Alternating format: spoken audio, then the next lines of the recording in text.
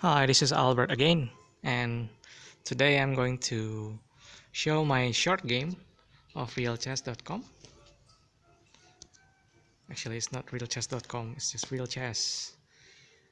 And in this game, I'm going to demonstrate why having active pieces will help you at the end games. Let's just click the replay list and see the latest game I have here, which is against Sonde from Indonesia.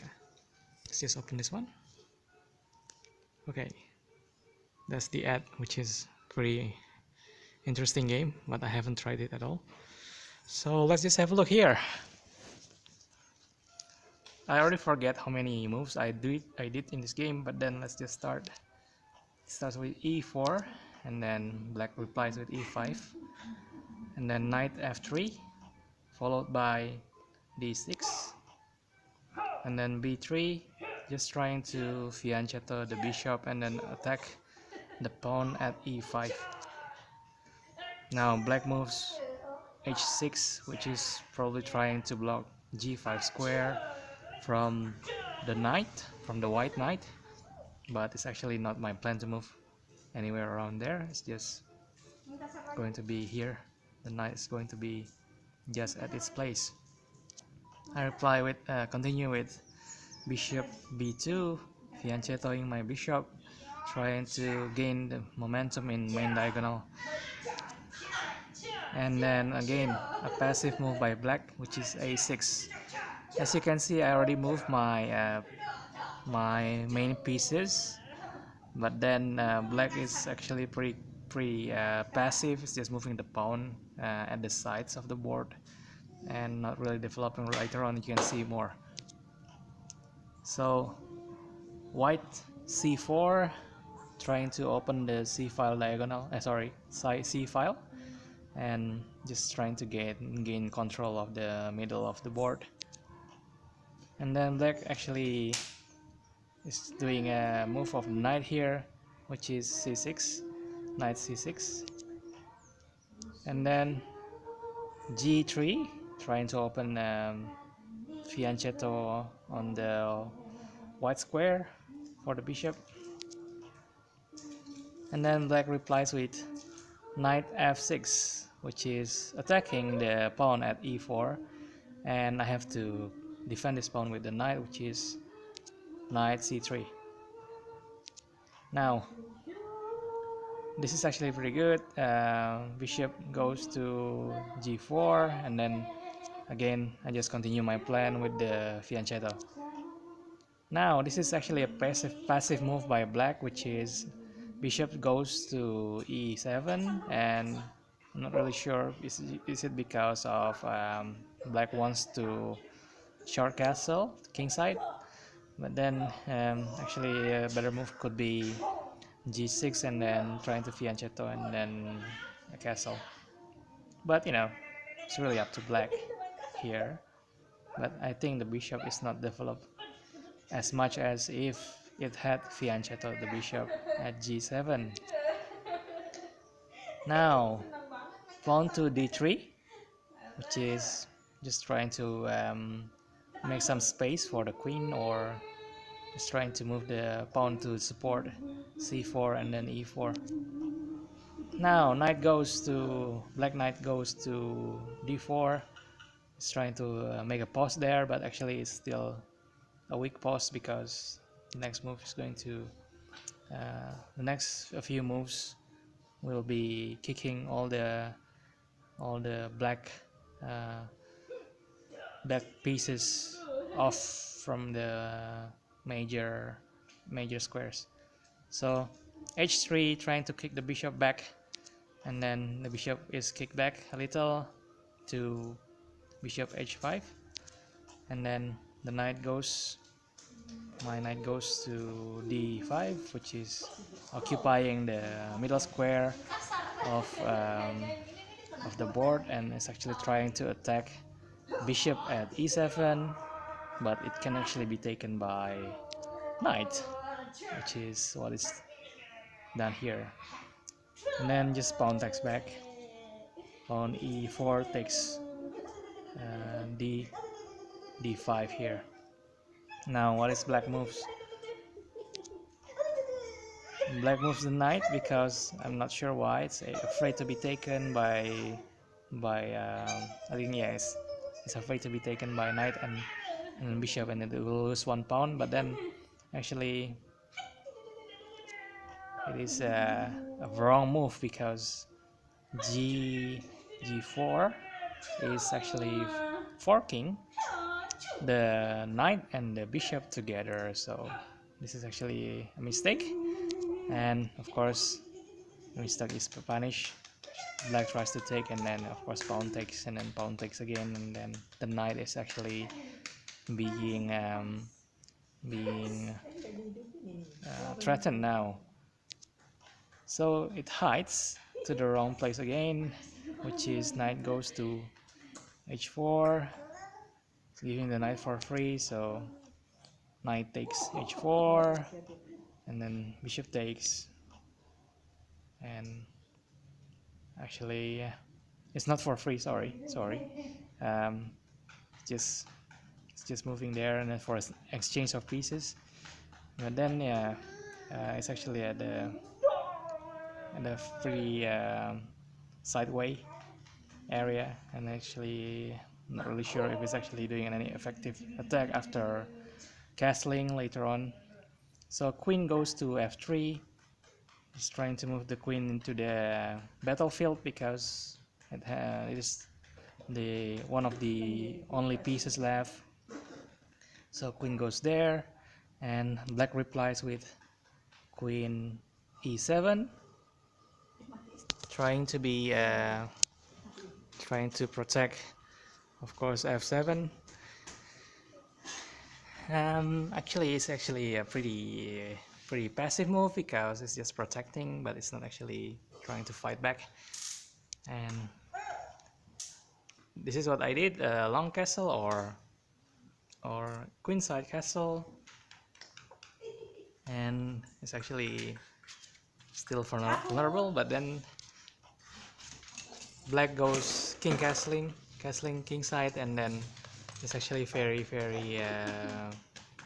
um, it's actually very predictable. And from now on, it's going to be the end game. I moved the king to b1 because I don't want any check from the bishop or the queen from the black square. And then of course the bishop goes to g5. I'm not sure, actually it's trying just to attack c1,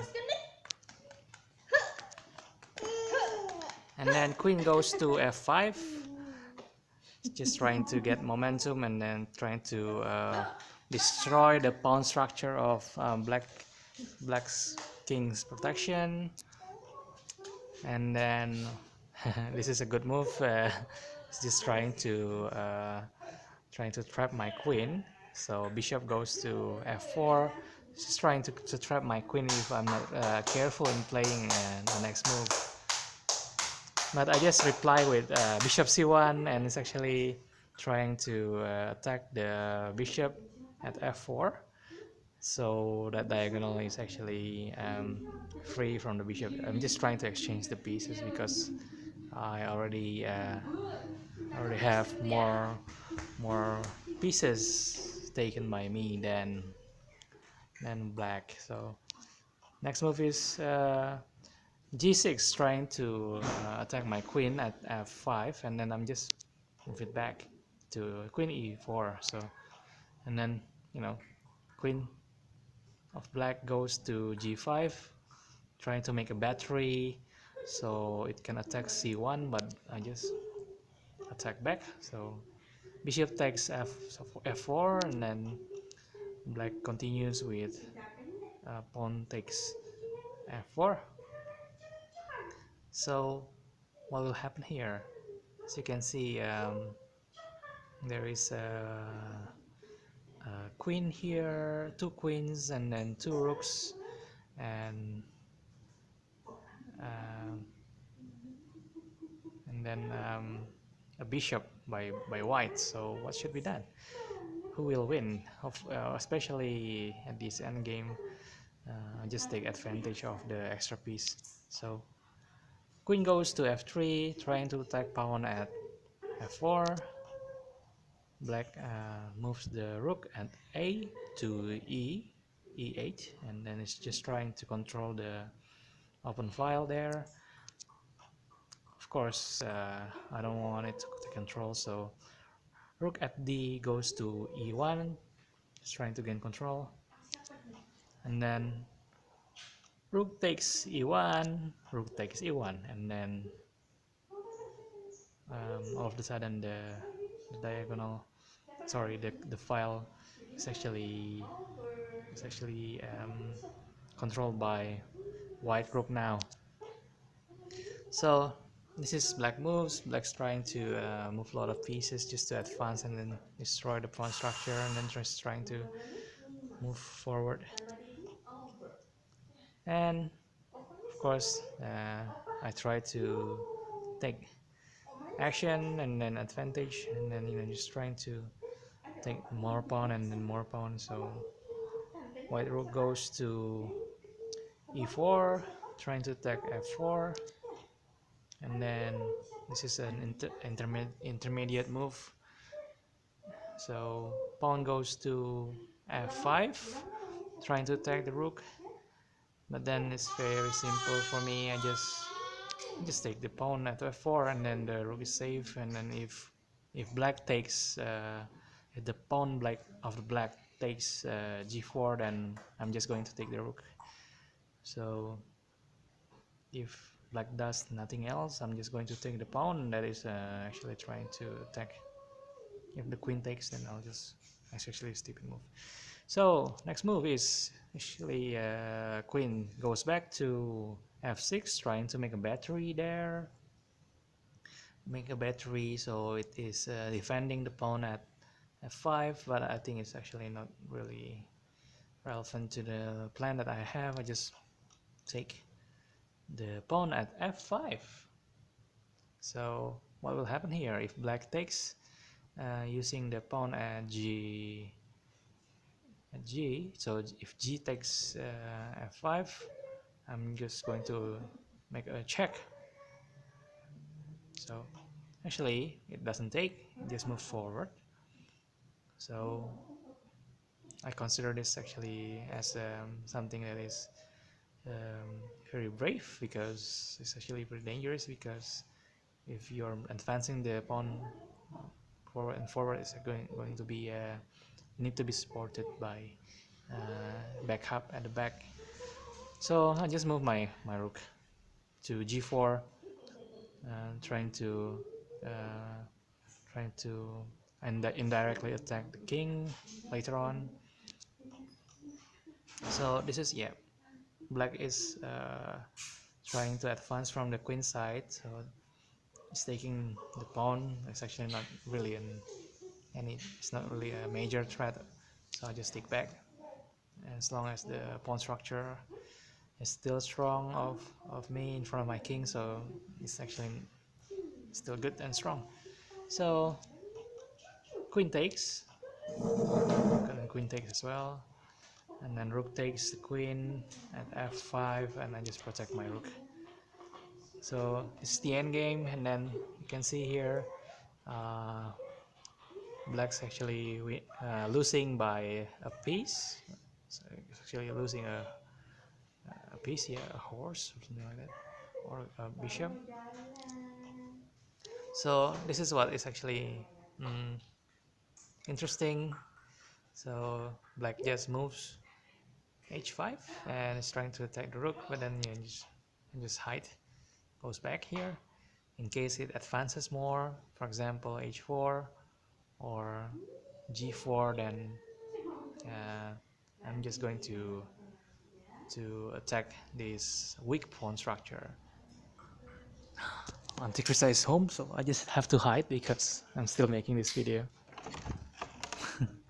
All right, so what is next? Next move is king goes to h7, maybe trying to support more of the pawn that is advancing from the king side.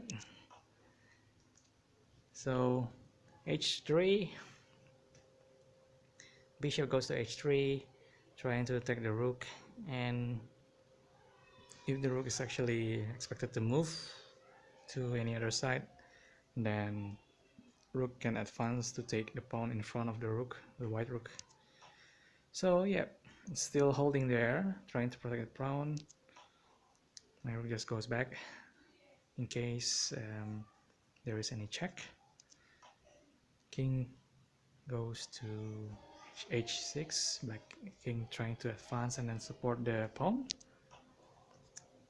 My bishop just goes to c8, trying to attack a6, a5, hiding from the bishop, and it's going to be my king going forward. Check, king hides to a3, and then trying to attack my pawn there, but I decided to protect it and then exchange my pawn with the bishop. Exchange my bishop with pawn. So the exchange happens, and I believe that I'm still winning here. Rook is trying to attack g4, and then king goes to a4, trying to attack a5. Of course, rook cannot do anything here, and there is no protection. So, and then the king goes there. He's trying to maybe trying to catch up if there is any march of the pawn in the a file. So as you can see here, king takes a5, and then of course black king is going to try to catch up here. As you can see, he's trying to catch up quickly, and it does actually catch up. So it goes to b8, king goes to b8, and here I just advance my pawn later on. I'm just trying to attack that. Let's see, the king goes to c6, trying to attack pawn at c7, and then of course rook protects that by moving to f7, and I just advance my pawn to b4 from b3. So it's actually very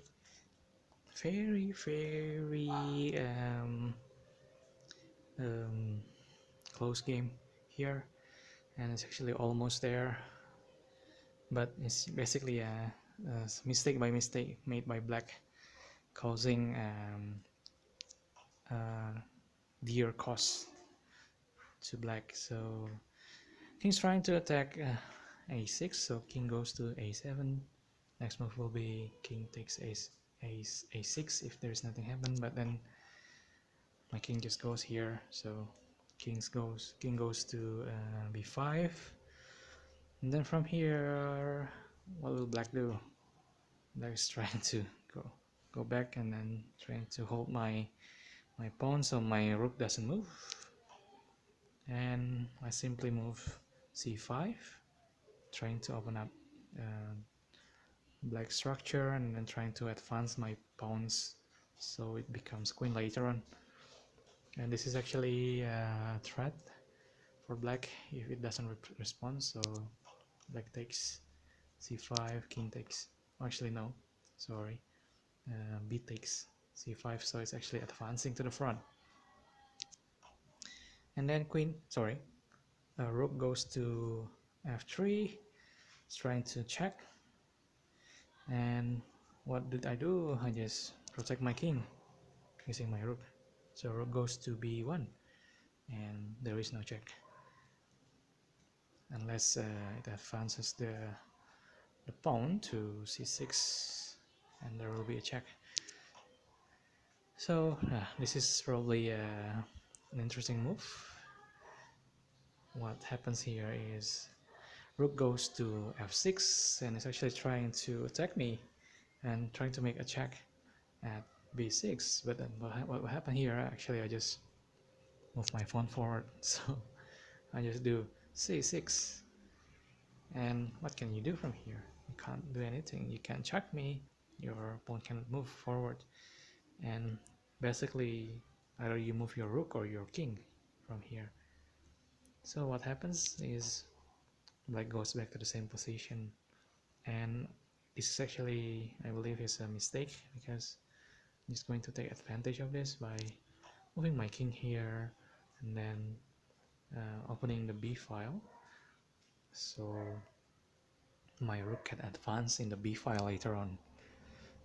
What has happened here? Of course, this is another mistake. Rook just goes to d, trying to attack me and make a check, but then I go first. So check. Rook goes to b7 check, and then there's the only move. Rook takes, and then it takes check, but my king just moves forward, and then preparing for the ultimate checkmate. King goes to b8, trying to make a an insignificant move, and then I just advance my pawn to a7, and then there is no more thing to do. It's a forced move. King goes back to a8, and then it's actually, sorry, king goes back to, yes, a8, and there is no other thing to respond here. Checkmate. The rook goes to c8. Okay, so that's the end of the game, and I hope you enjoyed. Please let me know if you want to comment or anything, or more videos requests. Let me know. Thank you for watching.